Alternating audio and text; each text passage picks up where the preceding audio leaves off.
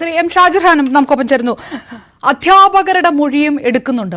ഇത് ആദ്യമായിട്ടല്ല, ഇതിപ്പോ സൈബർ ലോകമായതുകൊണ്ട് അത് ഓൺലൈൻ ട്യൂഷൻ സെന്ററുകൾ ഇതിനു മുൻപും എത്രയോ കാലങ്ങൾക്കൊക്കെ മുൻപ് ഇതുപോലെ പേപ്പർ ചോർച്ച വരുമ്പോൾ അല്ലാത്ത ട്യൂഷൻ സെന്ററുകൾക്കൊക്കെ ഇതിനകത്ത് പങ്കുണ്ടാകുന്ന തരത്തിലുള്ള അന്വേഷണങ്ങളും വാർത്തകളൊക്കെ പണ്ടും വന്നിട്ടുണ്ട്. അതിൽ അന്വേഷണം നടക്കുന്നു. ഈ ഏതെങ്കിലും അധ്യാപകർ ആ തരത്തിൽ ചോർത്തി കൊടുത്തിട്ടുണ്ടെങ്കിൽ അവരിലേക്കും അന്വേഷണം കടക്കും. അതുകൊണ്ടാണ് മൊഴിയെടുപ്പൊക്കെ വളരെ പെട്ടെന്ന് നടക്കുന്നത് എന്ന് സർക്കാർ വൃത്തങ്ങൾ പറയുന്നു. സർക്കാരിനെയും വകുപ്പിനെയും ഇതിനകത്ത് കാടടച്ച് വെടിവെച്ച് കുറ്റം പറയേണ്ട ആവശ്യമുണ്ടോ? അല്ല, ഇതിൽ മൊഴിയെടുപ്പിൻ്റെ ഒന്നും ആവശ്യമില്ല. യഥാർത്ഥത്തിൽ വിദ്യാഭ്യാസ വകുപ്പ് അറിയാതെ ചോദ്യപേപ്പർ ചോർത്താനാവില്ലല്ലോ.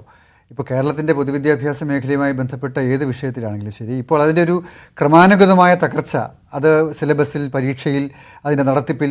ഇപ്പോൾ ഈ നമ്മുടെ പരീക്ഷ എന്ന് പറയുന്നത് സിലബസിൻ്റെയും കരിക്കുലത്തിൻ്റെയും പഠന സമ്പ്രദായത്തിൻ്റെയും എല്ലാം ഒരു അന്തിമമായ ഒരു മൂല്യനിർണ്ണയ സമ്പ്രദായത്തിൻ്റെ ഭാഗമാണ്.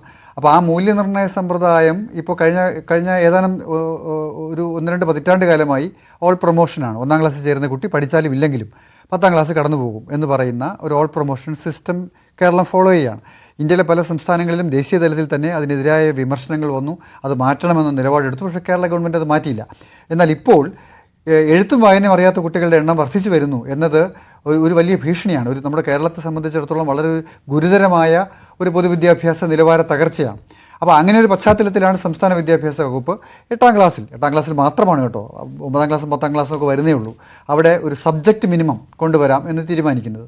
അത് ഈ അധ്യയന വർഷം മുതൽ നടപ്പിലാക്കാൻ തീരുമാനിക്കുമ്പോഴാണ് ഈ ചോദ്യപേപ്പർ ചോർച്ച എന്ന് പറയുന്നത്. എങ്ങനെയാണ് ഈ ചോദ്യപേപ്പർ ചോരുന്നത്? ആരാണിത് ചോർത്തി കൊടുക്കുന്നത്? ഇപ്പോൾ കേരളത്തിൻ്റെ പൊതുവിദ്യാഭ്യാസ വകുപ്പ് യഥാർത്ഥത്തിൽ ഇപ്പോൾ സമഗ്ര ശിക്ഷ കേരളയാണല്ലോ ഇതിൻ്റെ ഉത്തരവാദിത്വം. അപ്പോൾ സമഗ്ര ശിക്ഷ കേരളയാണ് ഉത്തരം പറയേണ്ടത്. അപ്പോൾ സമഗ്ര ശിക്ഷ കേരളയുമായി ബന്ധപ്പെട്ടിട്ടുള്ള ആരാണ് ഈ ചോദ്യപേപ്പർ തയ്യാറാക്കുന്നത്? 8-ാം ക്ലാസ് വരെയുള്ള 9, 10, 11, 12 പിന്നീടുള്ള ക്ലാസ്സിൽ ഡയറ്റാണ് തയ്യാറാക്കുന്നത്. ഹയർ സെക്കൻഡറി സംബന്ധിച്ചിടത്തോളം നേരത്തെ ഹയർ സെക്കൻഡറി ഡയറക്ടറേറ്റാണ് ചോദ്യപേപ്പർ തയ്യാറാക്കേണ്ടത്. അങ്ങനെ ഒരു വിദ്യാഭ്യാസ വകുപ്പിൻ്റെ ഉത്തരവ് നിലവിലുണ്ട്, മറന്നുപോകരുത്. പക്ഷേ അങ്ങനെ നിൽക്കവേ തന്നെ ഇപ്പോൾ ഈ ചോദ്യപേപ്പറുകൾ വേറെ ഏജൻസികൾ തയ്യാറാക്കുന്നു. അത് ഔട്ട്സോഴ്സ് ചെയ്യുന്നു. അവരത് പ്രാദേശികമായിട്ടുള്ള MS സൊല്യൂഷൻസോ അല്ലെങ്കിൽ മറ്റേതെങ്കിലും കമ്പനികൾക്ക് അല്ലെങ്കിൽ യൂട്യൂബ് ചാനലുകൾക്ക് ചോർത്തി കൊടുക്കുന്നു.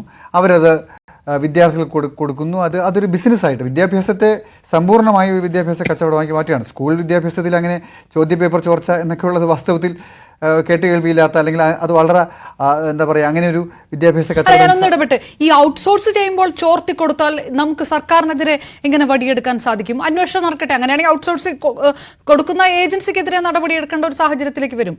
അല്ല, അതാണ് ഞാൻ പറഞ്ഞത്. അങ്ങനെ ചെയ്യുന്നത് എന്തിനാണ്? ഇപ്പോൾ നേരത്തെ 2014-15 വരെ SCRT ആണ് ചോദ്യപേപ്പർ തയ്യാറാക്കിയിരുന്നത്. അത് മാറ്റി എന്തിനാണ് SSK ഏൽപ്പിച്ചത്? ആ ചോദ്യമാണ് നമ്മൾ ഉന്നയിക്കുന്നത്. എന്തിനാണ് ഈ പറയുന്ന മറ്റ് ഏജൻസികളെ ഏൽപ്പിക്കുന്ന സാഹചര്യം ഉണ്ടാക്കുന്നത്? നേരത്തെ കേന്ദ്രീകൃതമായി വളരെ അതിൻ്റെ ഒരു വിശ്വാസ്യത, പരീക്ഷയുടെ വിശ്വാസ്യത വളരെ പ്രധാനപ്പെട്ടതാണ്. പരീക്ഷയുടെ വിശ്വാസ്യത നിലനിൽക്കേണ്ടത് പൊതുവിദ്യാഭ്യാസ സമ്പ്രദായത്തോടുള്ള ജനങ്ങളുടെ വിശ്വാസ്യത നിലനിർത്തുന്നതിന് തുല്യമായിട്ടുള്ളൊരു നടപടിയാണ്. അപ്പോൾ പരീക്ഷയുടെ വിശ്വാസ്യത പോയാൽ പിന്നെ പൊതുവിദ്യാഭ്യാസത്തിൽ ആൾ പോകില്ലല്ലോ. അതൊന്ന്. 2, ഓൾ പ്രൊമോഷൻ മതി എന്ന് വാദിക്കുന്ന KSTI പോലെയുള്ള സംഘടനാ നേതാക്കളാണ് യഥാർത്ഥത്തിൽ ഈ പറയുന്ന SSKയുടെയും ഡയറ്റിൻ്റെയും ഈ ചോദ്യപേപ്പർ തയ്യാറാക്കുന്നതിൻ്റെയും അതിൻ്റെ വിതരണത്തിൻ്റെയും വിദ്യാഭ്യാസ വകുപ്പിൻ്റെ പൊതുവിൽ ഇത്തരം കാര്യങ്ങളുടെ മേൽനോട്ടം വഹിക്കുന്ന നേതാക്കൾ എന്ന് പറയുന്നത് അവരാണ്. അപ്പോൾ യഥാർത്ഥത്തിൽ ഉത്തരവാദികൾ അവരാണ്. ഇപ്പോൾ ഏത് ഏജൻസി അന്വേഷിച്ചാലും, അത് പോലീസ് ആകട്ടെ, CBI ആകട്ടെ, ക്രൈംബ്രാഞ്ച് ആകട്ടെ, ആരും അന്വേഷിച്ചോട്ടെ, അതൊരു കുറ്റകൃത്യമാണെങ്കിൽ ആ കുറ്റകൃത്യത്തെ സംബന്ധിക്കുന്ന അന്വേഷണം അന്തിമമായി എത്തിച്ചേരുക ഈ പറയുന്ന സംഘടനാ നേതാക്കളിലാണ്, അതായത് രാഷ്ട്രീയ നേതാക്കളിലാണ്. രാഷ്ട്രീയം ഉണ്ടല്ലോ അതിനകത്ത്, ഈ അധ്യാപക സംഘടനാ നേതാക്കൾ എന്ന് പറയുമ്പോഴും. അപ്പോൾ അങ്ങനെ ഒരു സ്ഥിതി വരാൻ സംസ്ഥാന ഗവൺമെൻറ്റും വിദ്യാഭ്യാസ വകുപ്പും അനുവദിക്കുമോ? അതുകൊണ്ടാണ് ഇപ്പോൾ ഞാൻ പറയട്ടെ, കഴിഞ്ഞ ക്രിസ്മസ് പരീക്ഷ സമയത്ത് ചോദ്യപേപ്പർ ചോർന്നല്ലോ. അതിനെ സംബന്ധിക്കുന്ന വ്യക്തമായ ഒരു അന്വേഷണം നടന്നല്ലോ. ആ അന്വേഷണത്തിൻ്റെ റിപ്പോർട്ട് താമരശ്ശേരി DEOയ്ക്ക് സമർപ്പിക്കുന്നു. താമരശ്ശേരി DEO അതിനെ അടിസ്ഥാനപ്പെടുത്തി DPIക്ക് സമർപ്പിക്കുന്നു. ഒരു അന്വേഷണം നടത്തണമെന്ന് ആവശ്യപ്പെടുന്നു. പക്ഷേ ഒരു അന്വേഷണം നടത്തിയില്ല, എങ്ങും എത്തിയില്ല. അപ്പം ഇത് ആദ്യമായി സംഭവിക്കുന്ന കാര്യമല്ല. അപ്പോൾ നമ്മൾ ഈ പറയുന്ന പെർട്ടിക്കുലർ ആയിട്ടുള്ള ഈ MS സൊല്യൂഷൻ എന്ന് പറയുന്ന പ്രത്യേക യൂട്യൂബ് ചാനലിനെ സംബന്ധിച്ച് മാത്രം ചർച്ച ചെയ്താൽ പോലും, വേറെയുമുണ്ട്, അത് മാത്രം ചർച്ച ചെയ്താൽ പോലും അവർക്കെതിരെ എന്തുകൊണ്ട് നടപടി വന്നില്ല എന്നതിന് ഉത്തരം ആര് പറയും? അപ്പോൾ അത് വിദ്യാഭ്യാസ വകുപ്പ് ഉത്തരം പറയണം. അതാണ് ഞാൻ പറഞ്ഞത്. അപ്പോൾ ഇതിൻ്റെ പ്രതിസ്ഥാനത്ത് നിൽക്കുന്നത് യഥാർത്ഥത്തിൽ വിദ്യാഭ്യാസ വകുപ്പാണ്. ഈ ചോദ്യപേപ്പർ തയ്യാറാക്കാൻ ചുമതലപ്പെട്ട SSK എന്ന് പറയുന്ന വിദ്യാഭ്യാസ വകുപ്പുമായി ബന്ധപ്പെട്ട് സമാന്തര ഏജൻസിയാണത്, അവരാണ് അതിന് ഉത്തരം പറയേണ്ടത്. അപ്പോൾ അഥവാ അവർ ചുമതലപ്പെടുത്തിയിരിക്കുന്ന അധ്യാപക സംഘടനാ നേതാക്കളാണ്. അപ്പോൾ ഇതൊരു വിഷ്വൽ സർക്കിളാണ്, അതൊരു നെറ്റ്വർക്കാണ്. അത് സ്വകാര്യ ഏജൻസി ശൃംഖലയുമായി അവർക്ക് ബന്ധമുണ്ടാകുന്നു. അവിടെയാണ് പ്രശ്നം. ആ വിഷ്വൽ സർക്കിളിനെ തകർക്കാതെ നമുക്ക് ഇതിന്റെ സുതാര്യത, അതിന്റെ അതാണോ ഈ കോക്കസ്? അതായത് SSK അല്ലെങ്കിൽ KSTL നിന്ന് SSL നിന്ന് ആ കോക്കസ്, അത് പിന്നെ MS സൊല്യൂഷൻസ് ആവാം, മറ്റു ട്യൂഷൻ സെന്റർ ആവാം, ആ കോക്കസ് ആണ്. അതായത് വിദ്യാഭ്യാസ വകുപ്പിലുള്ള ഇടതുപക്ഷ പ്രവർത്തകർ. അവർ ഇടതുപക്ഷം എന്ന് വിളിക്കണമെന്നുള്ളത് മറ്റൊരു കാര്യം. പക്ഷേ ഞാൻ പറയുന്നത് ഇതിപ്പോൾ വിദ്യാഭ്യാസ വകുപ്പ് ഭരിക്കുന്ന ഭരണപക്ഷ അനുകൂല സംഘടനയായിട്ടുള്ള KST നേതാക്കന്മാരാണ് മിക്കവാറും നമ്മളിപ്പോൾ പലയിടത്തും കണ്ടുകൊണ്ടിരിക്കുന്നത്. അതുകൊണ്ട് ഞാനത് പറഞ്ഞത്. അപ്പോൾ ഇടതുപക്ഷം എന്ന് വിളിക്കണ്ടേ? ഞാൻ എന്തായാലും അവരങ്ങനെ വിളിക്കാൻ, ശരി, ഇടതുപക്ഷം എന്ന് വിളിച്ചോളൂ.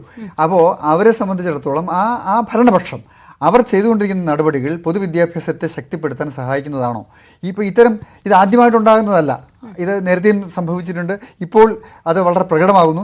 ഇപ്പോൾ അത് പരസ്യമായി, ഇപ്പോൾ മുൻകൂട്ടി, ഇപ്പോൾ ഞാൻ പറയട്ടെ, ക്രമം നമ്പർ പോലും തെറ്റാതെ 70-80% ചോദ്യങ്ങൾ ഒരു ഏജൻസിക്ക് ഒരു യൂട്യൂബ് ചാനൽ വഴി നടത്തുന്നവർക്ക് കൊടുക്കാൻ കഴിയുന്ന എങ്ങനെയാണ്? അവർ പറയുന്ന, അവർ പ്രവചന തുല്യം പറയുന്നതാണ്. അവർ നേരത്തെ തന്നെ കഴിഞ്ഞ 4-5 വർഷത്തെ ചോദ്യപേപ്പറുകളെ അടിസ്ഥാനപ്പെടുത്തി അവർ തയ്യാറാക്കിയിരിക്കുന്ന ഒരു പ്രവചനമാണത്രേ. ആ പ്രവചനം എങ്ങനെയാണ് ബ്ലൂ പ്രിന്റ് പോലെ അടുത്ത വരാൻ പോകുന്ന പരീക്ഷയുടെ കൃത്യം ക്രമനമ്പരിട്ട് കൊടുക്കാൻ പറ്റുന്നത്? അത് സംഭവിക്കില്ലല്ലോ. അപ്പോൾ അതുകൊണ്ട് ഇത് ഈ പറയുന്ന ചോദ്യപേപ്പർ തയ്യാറാക്കുന്നവരും അത് വിതരണം നടത്തുന്നവരും ഇതിന് ബന്ധമുണ്ട് എന്നുള്ളത് പകൽ പോലെ വ്യക്തമായിട്ടുള്ള കാര്യമാണ്. അപ്പോൾ എന്തിനാണ് അങ്ങനെ ചെയ്യുന്നത്?